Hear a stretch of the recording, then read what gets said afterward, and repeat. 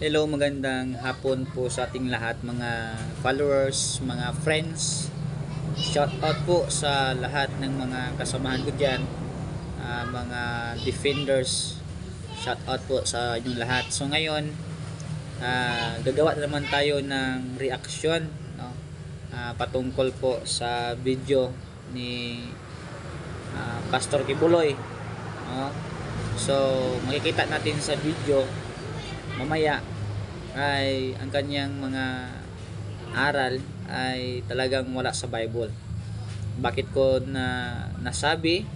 Kasi una ay nagtuturo siya na si Jesus Christ lamang ang tagapagligtas sa kanyang kaluluwa o sa inyong kaluluwa.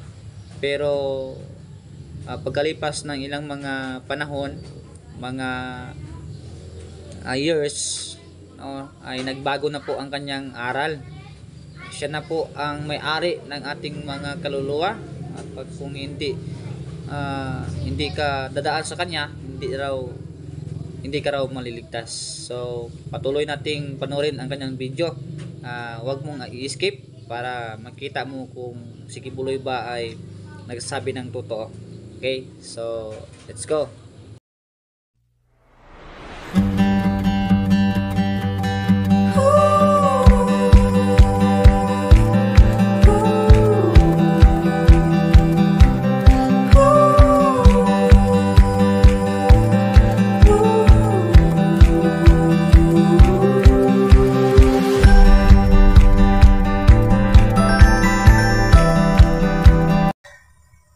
At gagawin si Jesus Christ na tagapagligtas ng iyong kaluluwa, hindi po relihiyon ang iyong pinapasukat.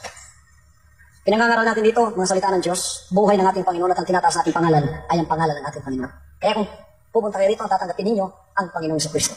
Siya ang tagapagligtas ng iyong kaluluwa. At pagka nasiguro mo ang kaluluwa mo ay nasa Panginoon na, then you can claim real success. So makikita natin sa video na sabi ni Pastor Kibuloy na wala nang ibang tagapagligtas kundi si Jesus Christ lamang. So well, tama naman yon.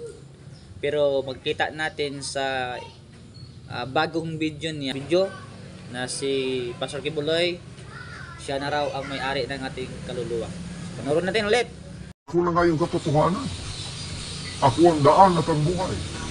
Pag di kayo dumaan sa akin, hindi kayo dumaan. Anong didibati ko sa inyo? Ha? Paano niyo ako didibatihin yan? I am the way. Pag hindi kayo dumaan sa akin, hindi kayo pumunta ng langit. Kahit ano pang gawin yung pagtatampisaw dyan. Paano ko kayo didibatihin yan na akong may-ari ng kaluluwa niyo? Ayan, so makita natin na ang turo ni Pastor Kibuloy ay kontra, dahil sabi niya na si Pastor Kibuloy, turo niya si Jesus Christ lamang ang makapagligtas sa kanyang kaluluwa o sa ating kaluluwa. Pero lumipas ang ilang taon, siya na raw ang may-ari ng ating mga kaluluwa. Kaya nga last time 2022, kung hindi ka magpalista, magbayad ng ilang thousand, ay hindi ka makapasok sa langit. So ating tingnan sa Bible kung yan ba ay totoo na si Pastor Kibuloy ang may-ari ng ating kaluluwa at kung siya ba ang ating tagapagligtas. Okay? Sa John chapter 14 verse 6, sabi ng Bible, said unto him, I am the way, the truth, and the life. No man cometh into the Father but by me. So ang makikita natin sa Bible, Jesus said unto him. So hindi po si Pastor Kibuloy.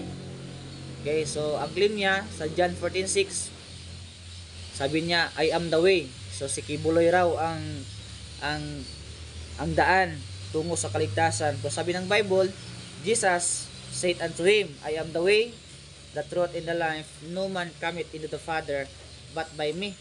So si Pastor Kibuloy ay isang sinungaling. Kasi sabi ng Bible sa John 14:6, si Jesus ang nagsabi, hindi si Kibuloy. So makikita natin na ang tagapagligtas ng ating kaluluwa ay si Jesus Christ lamang, no? Hindi si Pastor Kibuloy. Kaya nga huwag kayong magpadala, no? Huwag kayong magpa-deceive kasi ang aral ni Pastor Kibuloy ay twist, no? Neither is there salvation any other, for there is none other name under heaven given among men whereby we must be saved. Wala nang ibang tagapagligtas kundi si Jesus Christ, no? So mali po ang claim ni Kibuloy na siya ang may-ari ng ating kaluluwa. At sabi niya siya ang daan tungo sa kaligtasan. Mali po 'yon, no? So sa first video, sa second video, siya po ay nagkakontrahan sa kanyang mga sinasabi. So huwag kayong maniwala sa kay Pastor Kibuloy kasi hindi yan nagsasabi ng totoo. Ito po ang Bible nagsasabi ng katotohanan patungkol po sa ating kaligtasan. Si Hesukristo po ang tanging daan, no? At hindi po si Pastor Kibuloy ang may-ari ng ating mga kaluluwa.